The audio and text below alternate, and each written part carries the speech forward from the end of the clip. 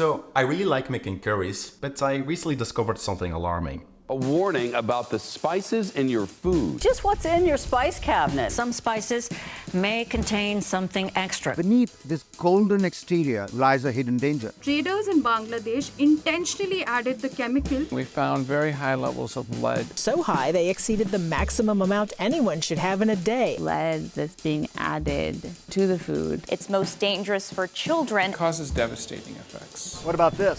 Turmeric.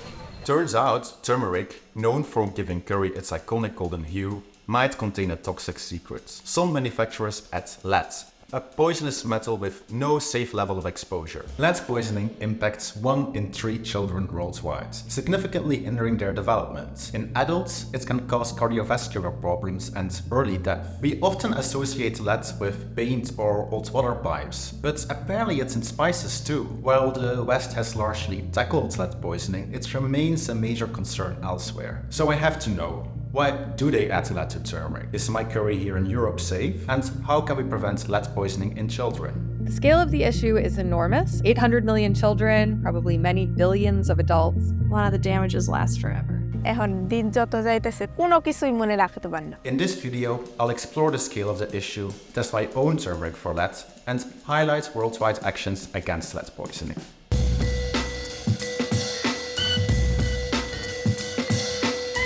In the early 1990s, Mohammed Abdullah Sheikh was drawn to the bright yellow of turmeric at the market. Curious, he learned from the traders that this color is achieved by adding a substance called puri, so he applied their advice to his own turmeric business. Over the next 30 years, his sales boosted significantly. Consumers clearly preferred the brighter turmeric. Puri is better known to us as lead chromate, the same chemical that was used to paint those classic yellow school buses. This practice was widespread among turmeric traders. But that changed in 2019, when Stanford researchers discovered the lead in turmeric exceeded Bangladesh's legal limit up to 500 times. They informed traders like Sheikh about lead chromate's health risks, but by then it was too late. But turmeric was already being exported, making it a global issue.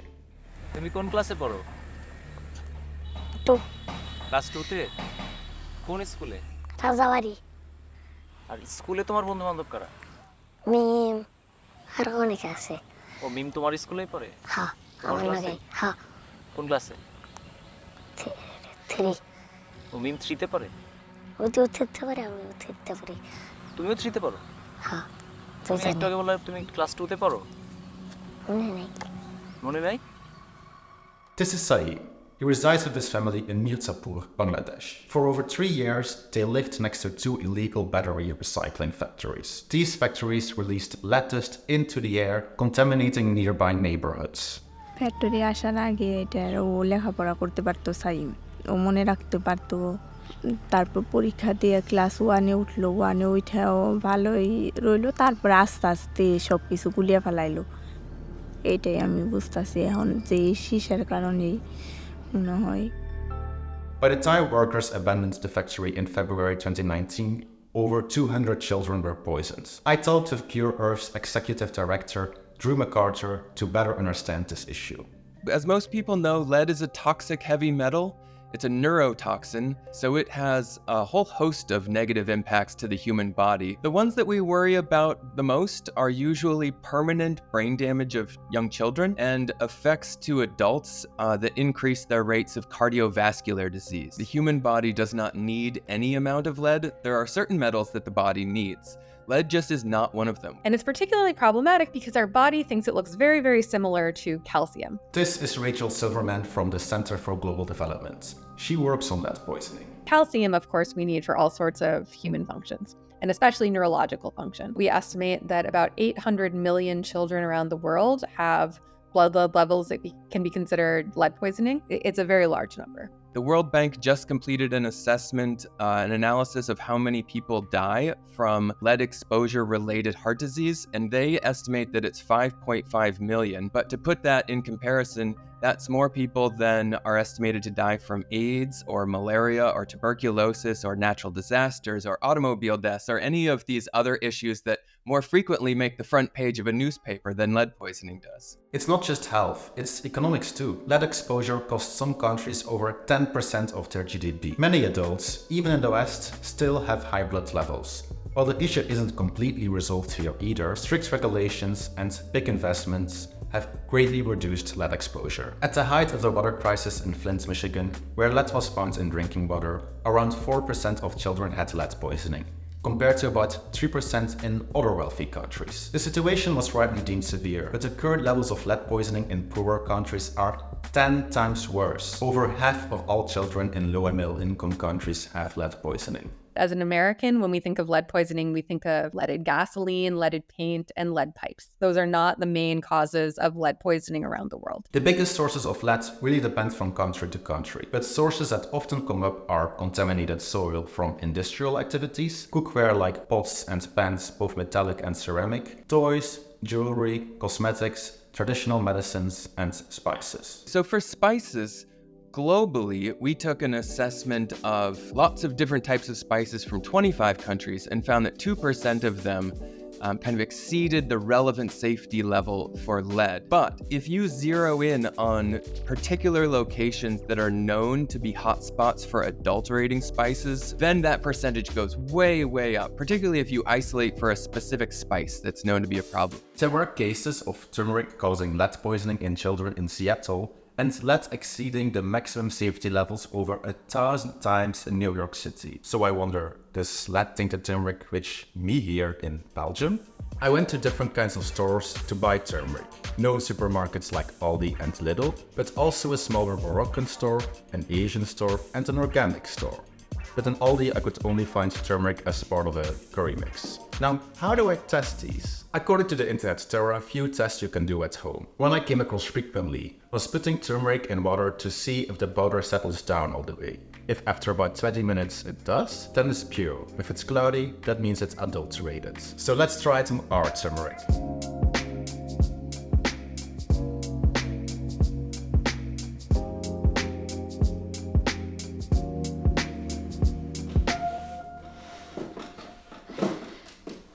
It looks pure to me, but honestly I don't know how to tell.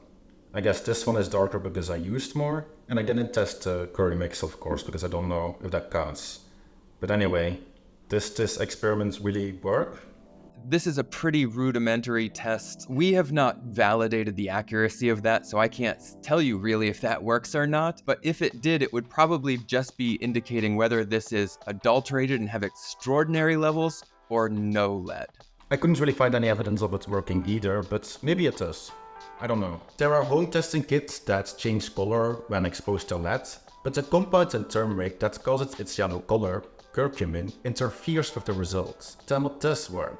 The nice thing about the Stanford approach with Bangladesh was they used this new ray gun portable analyzer that could just point it out, and with the proper software in it, you could tell if it had lead in it. This is Chris Newby. She's a medical science writer who wrote an article for Stanford on the discovery of lead in turmeric. A portable X-ray fluorescence analyzer, or PXRF, has a detection limit of about 2 parts per million, which is comparable to national food standards. An X-ray gun sounds really cool, so maybe I should use that. How much can it cost? Well, that's out of my budget. So what else can I do? In an academic setting or a laboratory setting, you would test it and you would put it through a mass spectrometer, which uses lasers to break anything you put in the way of the lasers into its molecular elements, and then sophisticated software creates a report and tells you like what is in the turmeric. An inductively coupled plasma mass spectrometer, or ICP-MS, has a detection limit of 0.001 parts per million.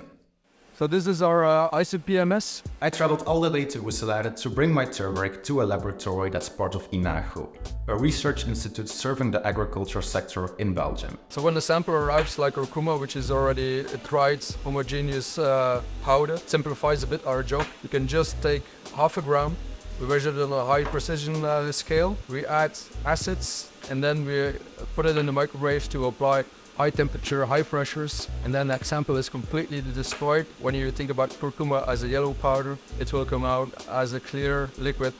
Always looks like drinking water. However, you better don't drink it. These are the samples. The device places a sample in a chamber where hot plasma separates it into basic elements. If you would film here, you can actually see the plasma.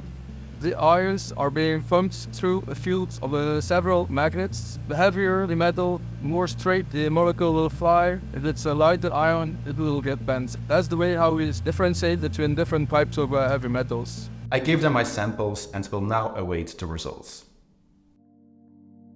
After they discovered the lead in turmeric, Stanford University and the Bangladeshi government launched a big campaign to inform manufacturers and consumers about the dangers. The Prime Minister got on the television and said, "We realize that lead poisoning in Bangladesh, which is a really serious problem, we need to get this tainted turmeric out.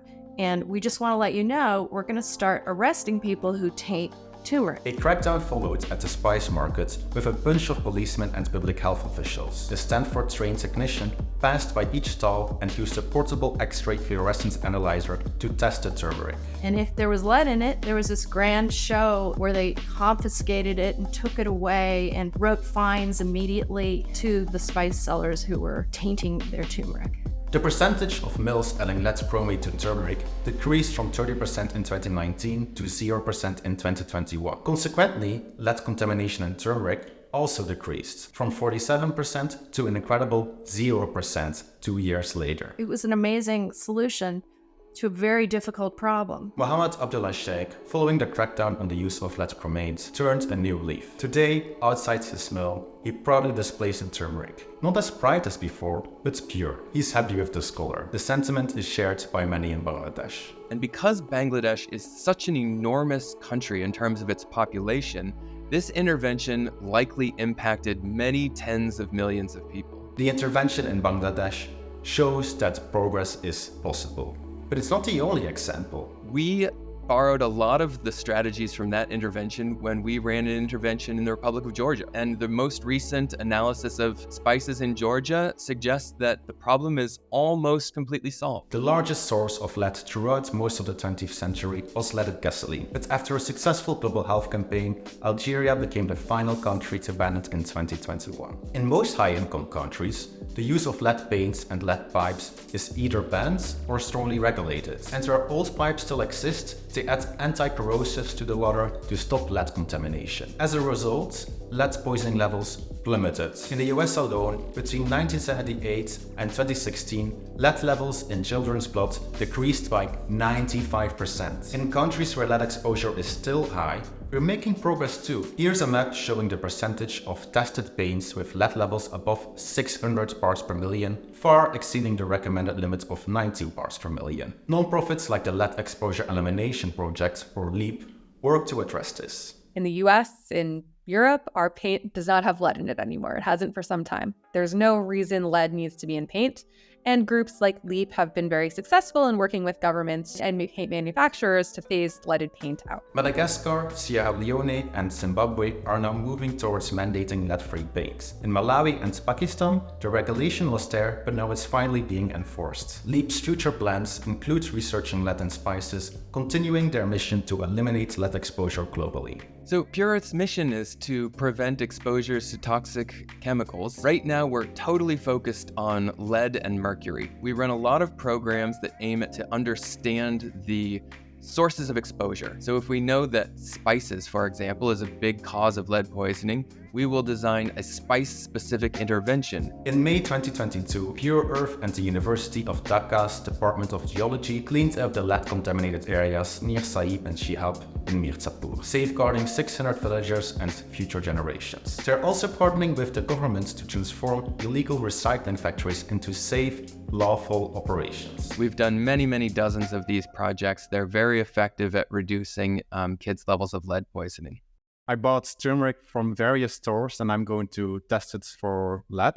Do you think some of my turmeric could contain lead? I think the question of whether it contains lead and the question of whether it's been adulterated by lead are two different questions. So there have been some interesting Consumer Report studies recently of, say, chocolate, and they found chocolate contains lead. But the reason it contains lead is just that it's grown in, I think in this case it was in Ghana, and Ghana has a fair amount of lead pollution in the soil and the water. And so it's getting into the product. No one's trying to add it, but just as they're growing it, as they're processing it, it's there. But whether or not that's actually unsafe in a meaningful way and is going to hurt you, it would really depend what quantity you're eating. And for some foods, you would have to eat quite a lot. For a lot of countries, the regulatory threshold is around 2 parts per million of lead in the spice. If one of your samples has been adulterated with a lead-based pigment, it will probably have many hundreds or even many thousands or tens of thousands of parts per million lead. I would be very surprised if we find out heavy metal contamination specifically by lead. All materials entering the European market, more specifically the Belgian market, are heavily tested up to today. I don't think I've seen, maybe on a few cases, and then that can count on one hand, where we find that the limit has been exceeded. So I just got the results back from the laboratory. Let's have a look.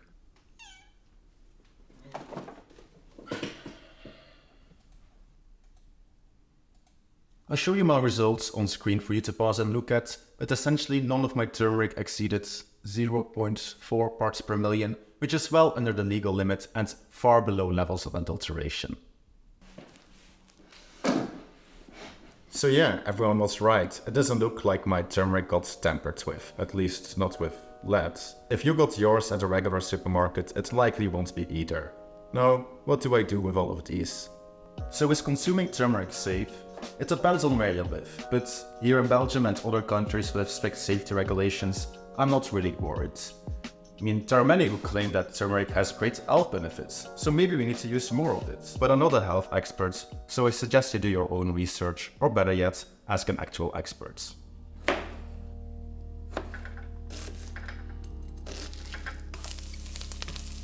Thanks to the amazing work of the Stanford researchers and others, Bangladesh managed to essentially get rid of lead in turmeric within just 2 years. Organizations like Pure Earth, LEAP, and the Center for Global Development ensure we keep making incredible progress.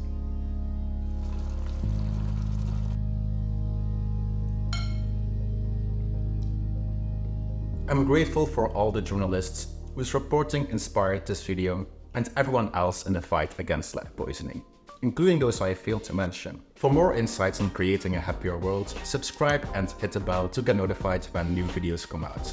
Suggestions are always welcome in the comments. Thanks for watching and bon appétit!